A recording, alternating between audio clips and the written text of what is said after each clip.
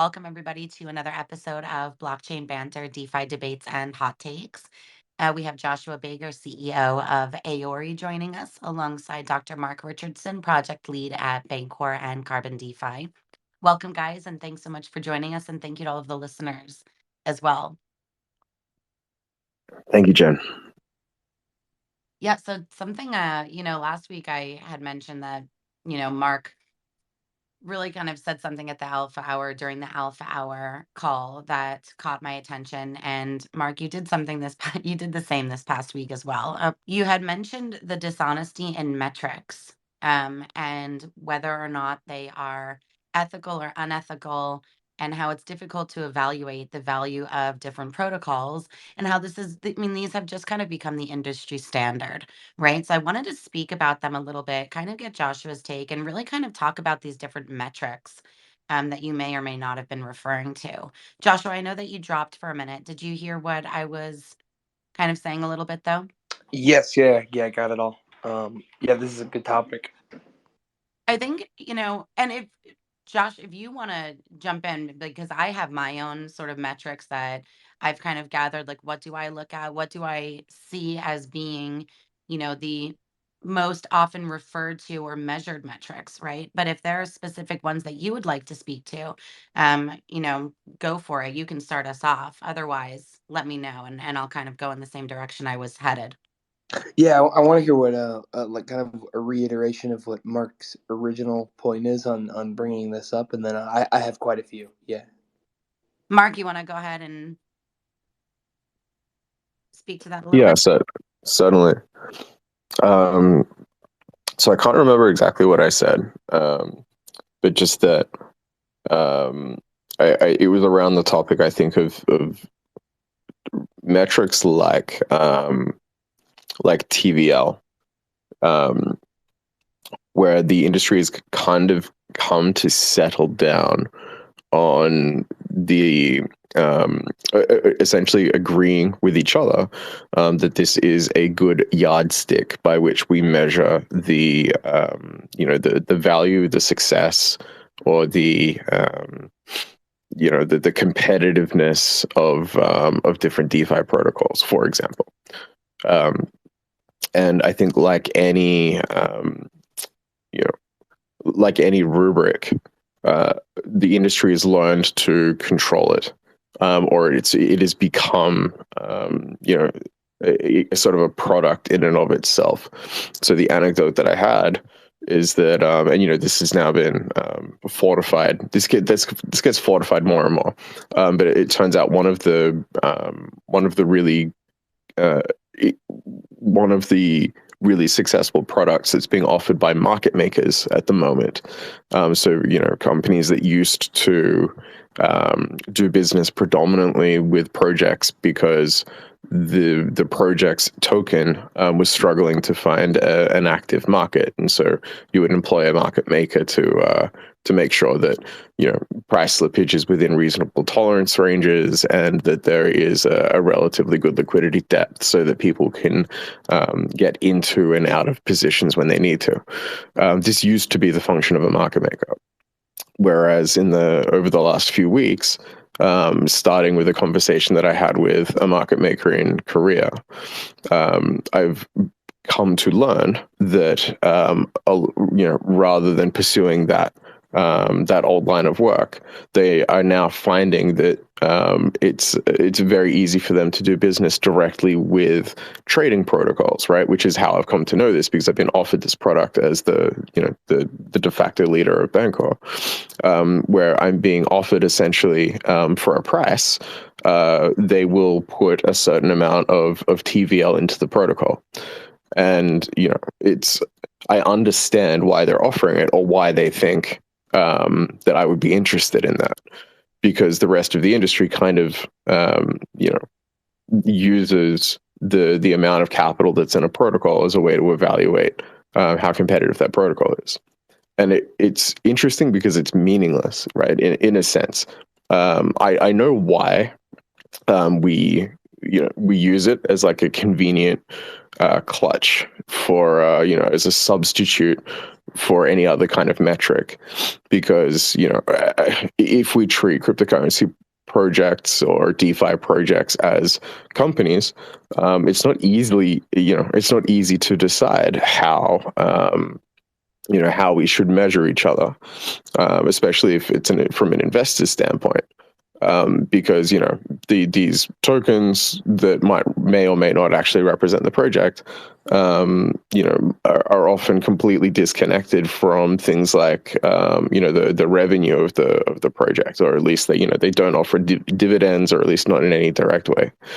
And so the running costs of our projects versus the revenue that they generate is just something that's not even a part of the conversation. And if it were, I mean, maybe this is for the best, because the industry overall has only lost money since it started, and it's kind of in lieu of the traditional the traditional company valuation metrics that we now have these other metrics that I think are kind of silly.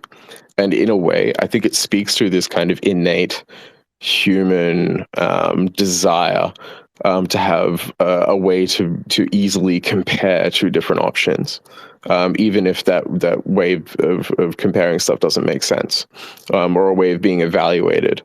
It's kind of like assigning a letter grade to a student, who's performing so well on an exam or something like that. And I've seen this kind of parodied in I doubt that I'm the first person, or I'm certain that I'm not the first person to have observed this sort of instinct that humans have to kind of put everything on a scale.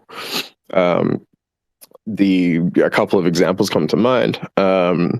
The in the book Catch 22, for example, which is kind of in many ways is sort of a criticism of bureaucracy and sort of authority processes from the lens of like an infantryman, or actually a bomber.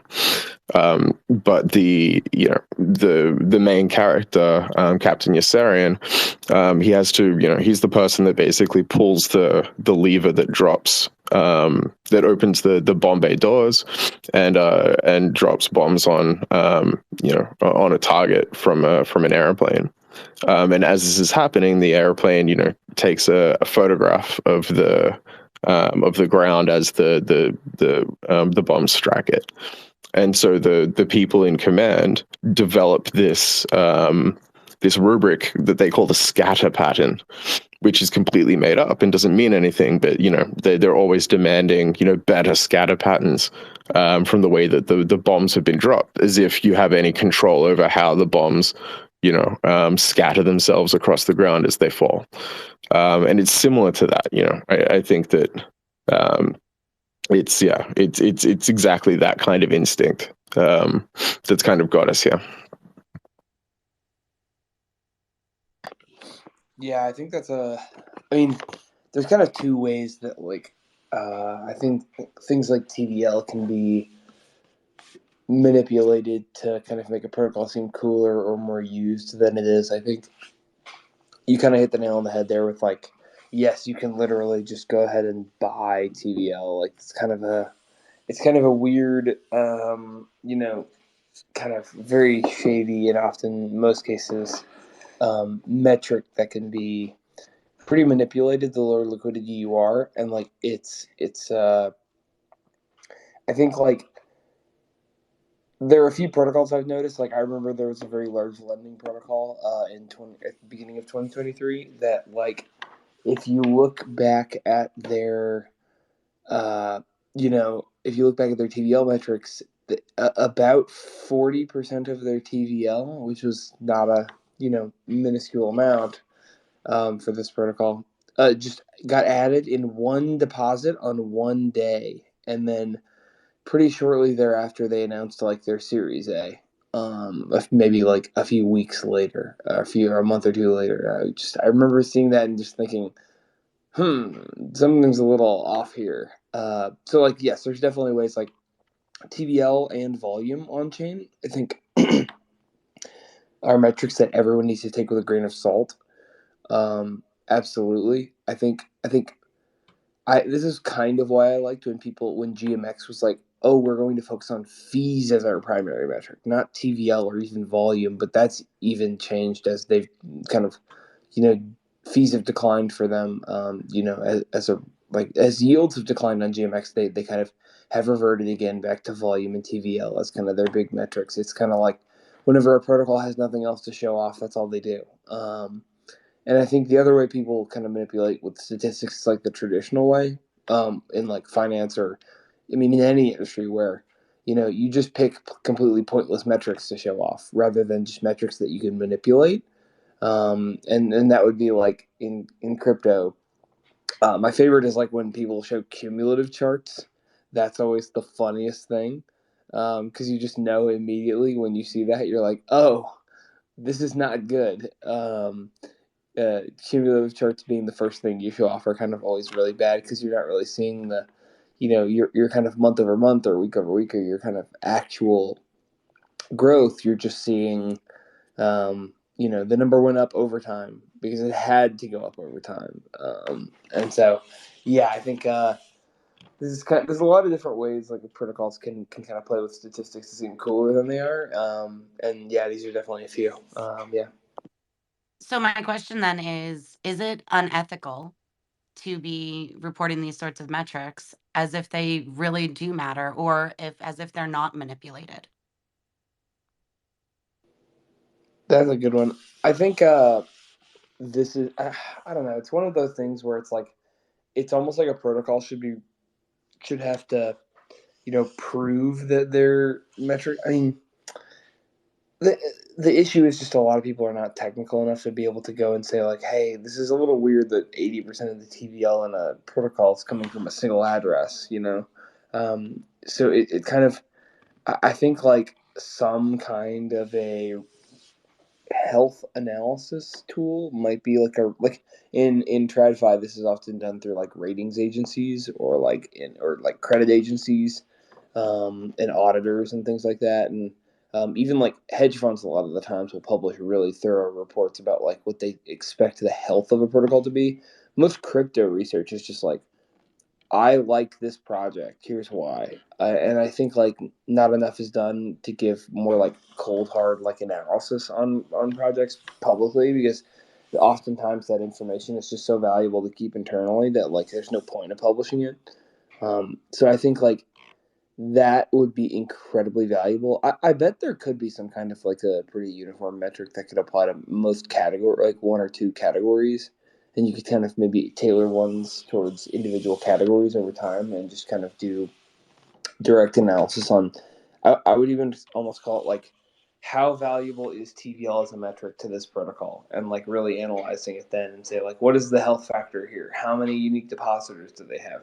What is the average duration of the depositors? Like, what does the average depositor's address wallet look like? Like, this is kind of what I wish like Nansen and like other kind of things like that would do, but it is very hard. Yeah, Mark, curious to hear your take too as well. Yeah, I don't think that there's anything unethical about it. And these things like these rubrics came from, I think, maybe from the bottom up. I'm not sure.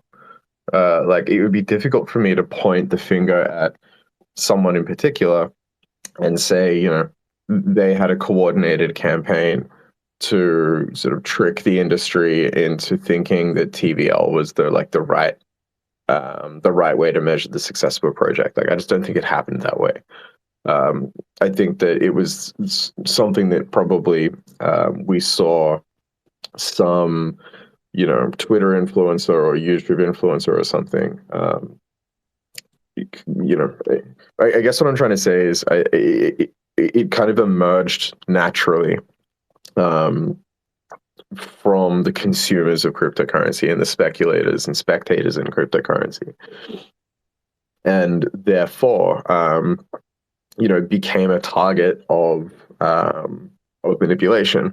And I don't mean manipulation even necessarily in like a, in the like dishonest way, right? If people say that the thing that matters the most is TVL, then that's what we're going to focus on. It's similar to the way that I saw, things like the like button on Facebook become a commodity.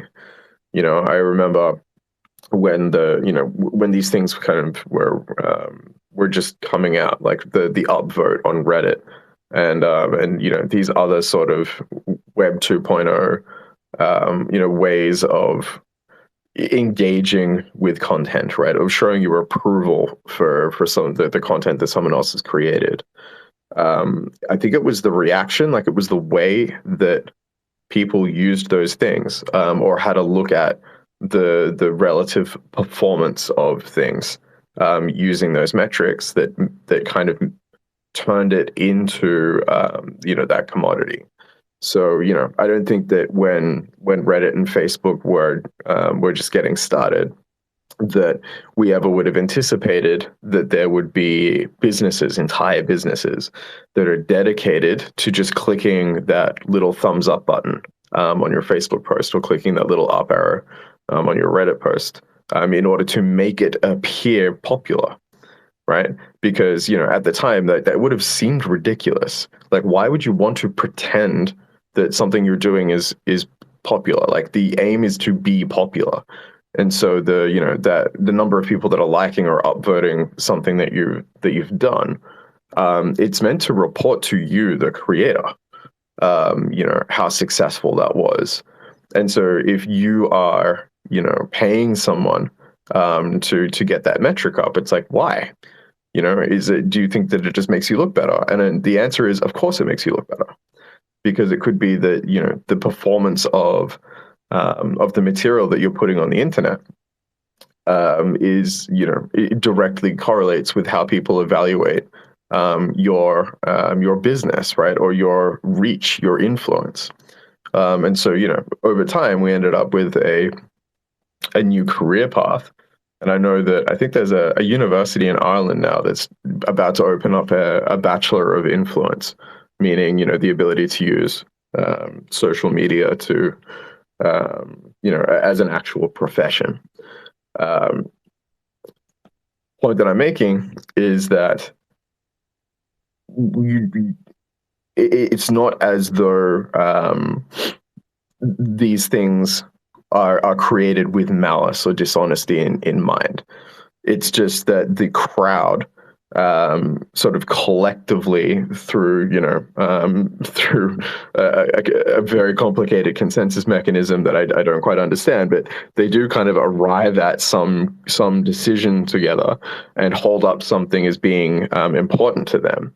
And once you know that thing is important, if your goal is to appear as though the crowd is interested in what you're doing, then of course there will be there will be tools made available that will help you address that specific goal. It's similar to when I was an academic. One of the things that I always found very strange was this idea of the impact factor. And some people, in the audience who are in their postgrad by now, may know what I'm talking about. But essentially, there was an American librarian had this issue where they were trying to work out how to best spend the university's subscription budget to scientific journals. And so they went through the literature, and they basically assigned each journal a number, and that number represents the average number of times any article published in that journal is expected to be cited by another publication in the first 2 years of its life. And that number, if the higher it is, the more likely it is that a student at your university will need to read an article in that journal. And so if you've got a limited budget and you can't subscribe to every single journal, then you just subscribe to the ones that have the highest, what was called an impact factor. And that made sense, because it was being applied in a way that is totally reasonable, right? The invention of that impact factor as a method for librarians to manage their budget is totally feasible. However, immediately after its creation, it became something that, that journals got really sort of, insecure about, and they became obsessed with their own impact factors. And you could argue that it's from a business perspective, the higher impact factor, the more likely it is that, someone is going to subscribe to your journal. But that's not even true, right? It's almost like it's there for its own sake. And even worse, um, the impact factor of the journal that you, as a scientist, are publishing in became a way to measure your output, like your personal output. And so, I have been in interviews, and I've been in situations before where you have to list not only, the work and publications and things that you have, but also their impact factor. And so people would, instead of, familiarizing themselves with your research, right, and evaluating how good, a researcher you are based on the merits of the work that you've published, instead, they would just look at this number of the journal that published it and compare that to, the number of some other scientist who's competing maybe for the same job position or something like that. And that was literally how it happened. And now we're in a position where, scientists, instead of trying to do research that is important for its own sake, are now doing research that is aligned with the mission statement of the journals with the highest impact factors. So it does have like this broad, sort of effect on civilization at the end of the day.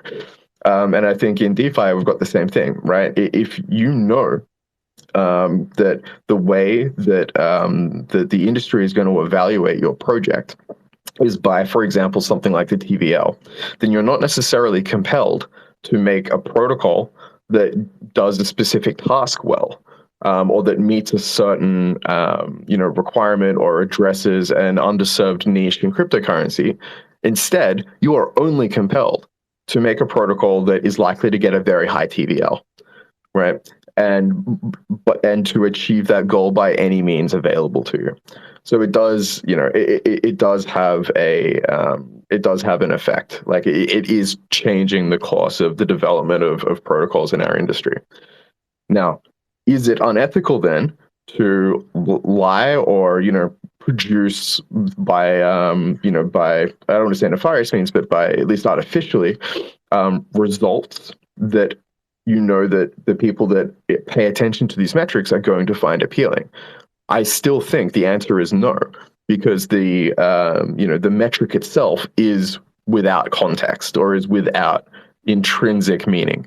And so to manipulate something like that in order to appear popular to your fan base or your potential consumer, the fault lies with them for failing to apply their own critical thinking in the way that they evaluate things. And of course it means that the sheepish way that that very large groups of people, behave and kind of follow each other, into the future.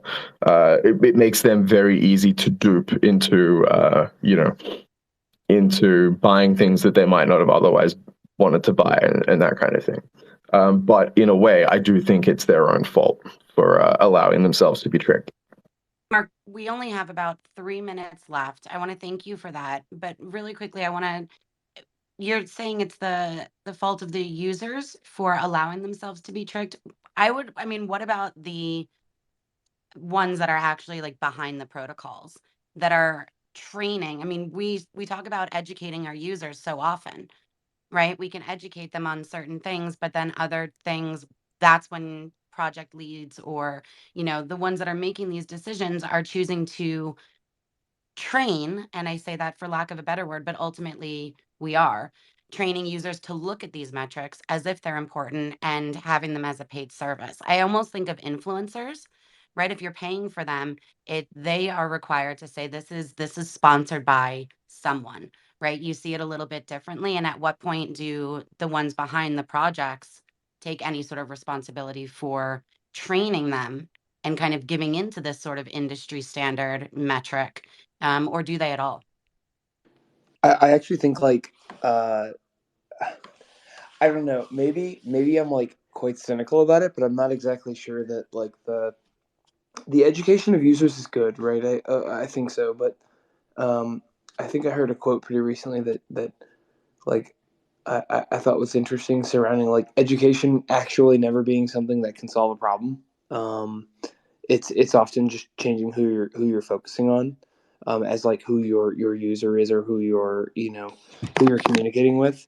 So I really think that rather than uh, I think that like yes, it's I think the responsibility lies a little bit more on the team than it does on the users. I think in a libertarian sense, yes, you could make the argument that it's the users that need to be smart enough to be able to like understand a protocol that they're depositing money into, or understand the statistics of this protocol and just be smart enough to not get manipulated. But I think that pragmatically, that just ends up in people expecting way too much of people who have not enough time, or are not smart enough. And I think like this is like why, the thing that's oftentimes much more valuable is just accountability in terms of, having things like open source code base or code bases, or things like um, ZK proofs built into your protocol for certain kind of analysis of things off chain or on chain. And I think allowing people who kind of are your kind of Zach XBTs, to do the kind of auditing work that they need to do for everyone else, rather than expecting everyone else to do that work independently. Yeah, I apologize. I do have to hop off, guys, but please continue. This is a great topic. Thanks, Josh. We're actually going to continue with it next week. So I look forward to having you back. Oh, Thanks awesome. for joining us. Yeah. Thanks, everybody. So yeah, I guess I'll answer the same question, then we can sort of wrap it up. But no, like I don't think it's appropriate to assume that projects should be educating their users on what the best way is to evaluate the project. It's almost anti-capitalist. It's the users that are voicing what they think is valuable, and even if what they think is valuable is completely pointless, then doesn't mean that we necessarily should put ourselves, or that we should make the mistake of trying to correct them or something. Like that's just not our responsibility. It's not, I think if we can compare it to a different situation, when it became apparent that the world production of like plastic products, or products manufactured with plastics, was going to be an issue, or that it might represent an environmental issue, the major plastics manufacturers got together and sort of tried to create a false narrative about the recyclability of these things and things like that. Or even actually, in many ways, like recycling was invented by by the primary producers of trash, in order to try and bend the mind of the public in a more favorable way. It's exactly the same as with exercise. You can eat whatever you want, which was something that companies like Coca-Cola and McDonald's were rallying behind, to put in the minds of the consuming public that their own health is something that they are responsible for, and is not something that is the fault of the food supply chain or something like that, or is not a part of some other systemic issue. And so if it was something like that, right, if the industry, or the projects in the industry, or the project leaders in the industry, had told consumers in cryptocurrency that these are the metrics that we should be measured by, then I would have an issue with it. But it wasn't that. I think that it is mostly projects responding to these like these innate criticisms, right? If you release a product consistently, and the YouTubers and influencers of the world, and Telegram participants are constantly saying, yeah, your protocol is great and everything, but the TVL isn't high enough, right? Or I don't like the color of your page, right? Like, or they, whatever, whatever they choose to measure you by is kind of the decision. You don't really have any control over it.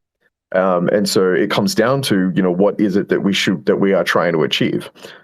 If you are trying to build a product that communities are going to rate highly as on the success scale, then we should be paying attention to, how those ratings are applied. And, I don't see any value into sort of educating them out of it. But if your goal is to do something more, more intrinsically valuable, if it's to, to address a need, or if it's to address, a functionality that's lacking, or something like that, then as a project leader, you may just have to concede that the rubric that you are being held to will be applied regardless of whether or not it's an appropriate way to measure the success of your project. So it is going to be, it's always going to be stuck between two difficult decisions here. And the opportunists in cryptocurrency will always be gravitating towards protocol designs that make it easy to meet these kinds of metrics, which is why, things like Abracadabra, for example, was such an attractive type of protocol to try and design, because one, it doesn't really need much design. It's not challenging. It's effectively a direct fork of Maker, and two, that the generation of collateral-backed stablecoins is something that generates an enormous amount of TVL, and so regardless of your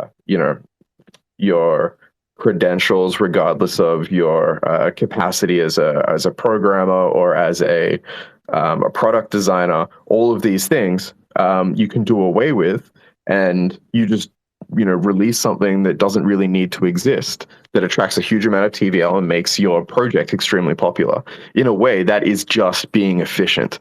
You are, actually pandering to actively a latent demand that's already there, rather than trying to create it. So it's a much more frictionless, path to success in cryptocurrency.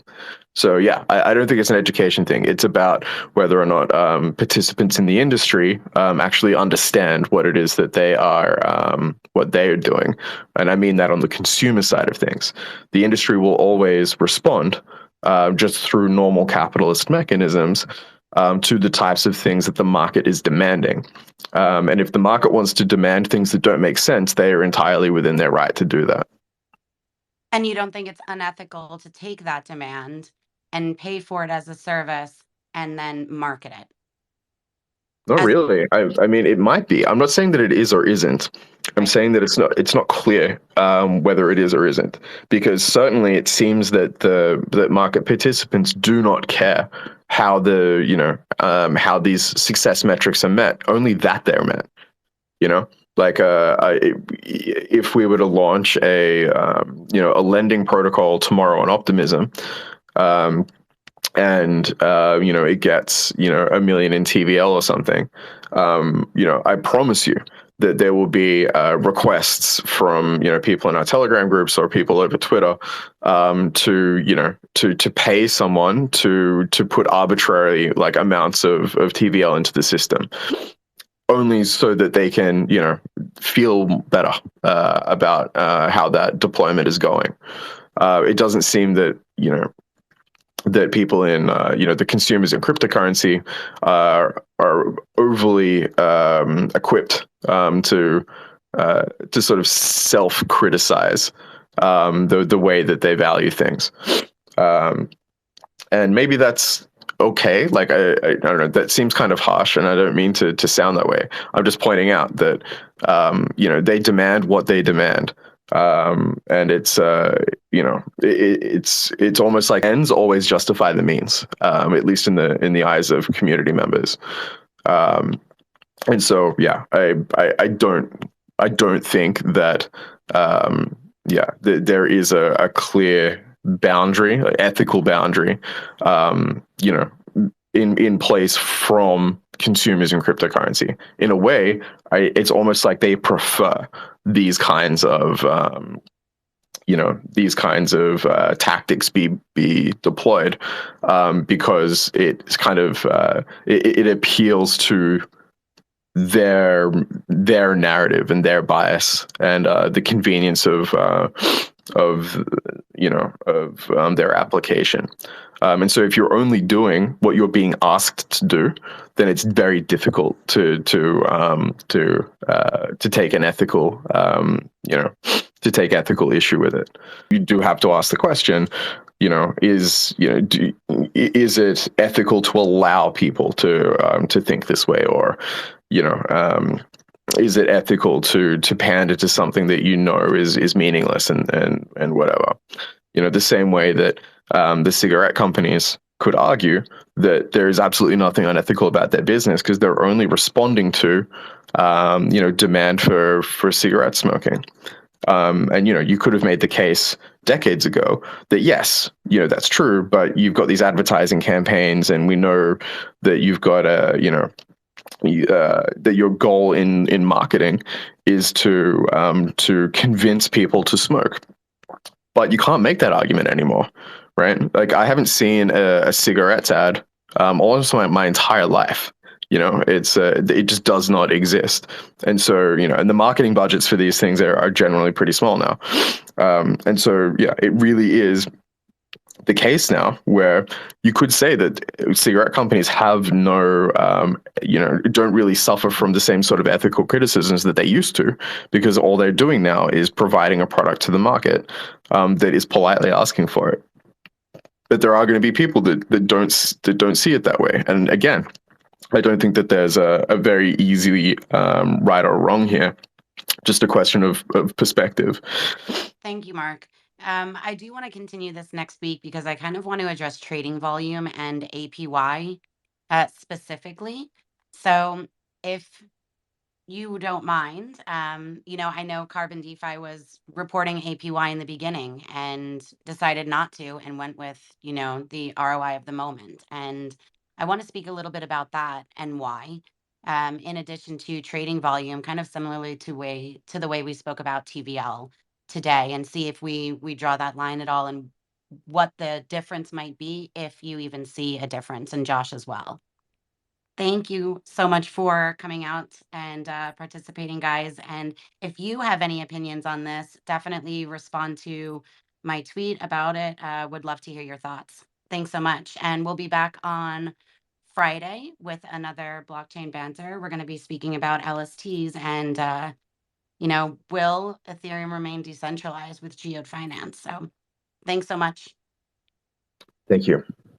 Of course. Thanks, guys.